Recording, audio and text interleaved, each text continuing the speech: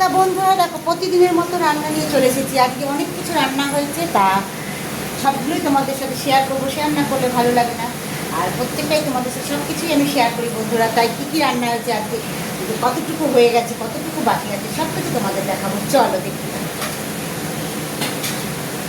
দেখো, এদিকে প্রতিদিনের মতন এক সসপ্যান ভাত দেখো হয়ে গেছে। আমি এই ভাতটা তোমাদের দেখালাম না।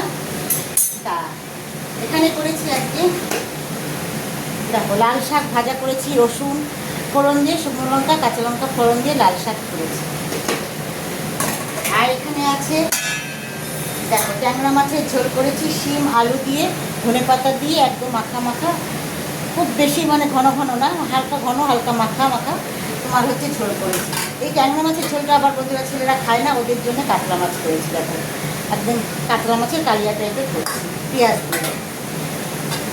আর এইদিকে তোমার হাতের মধ্যে পেঁপে সিদ্ধ দিয়েছি, ওটা বলতে ভুলে গেছিলাম, হাতের মধ্যে পেঁপে সিদ্ধ দেওয়া আছে। আর এইদিকে দেখো দুটো কড়াইতে বসিয়েছি। একদিকে হচ্ছে চাল কুমড়ো চিংড়ি, দেখো চাল কুমড়ো চিংড়ি হয়ে এসেছে। আর এদিকে আমি তোমার মাছের তেলে চচ্চড়ি টাইপের করবো, মাছের তেলে কাতলা মাছের তেলে।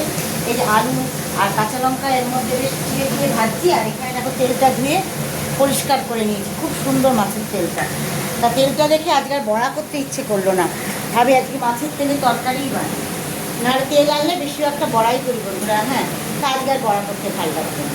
তা তেলটা দিয়ে চচ্চড়ি টাইপের একটু আলুতে করবো। বেগুনটা আমি দিই না বন্ধুরা, বেগুনটা দিলে বেশি কাদা কাদা হয়ে যায় তরকারিটা, তার জন্য বেগুনটা দিই না, আলুটা দিয়েই করি।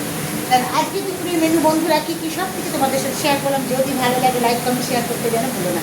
এখনকার মতন টাটা বাই বাই, পরের ভিডিও নিয়ে পরে আসবো।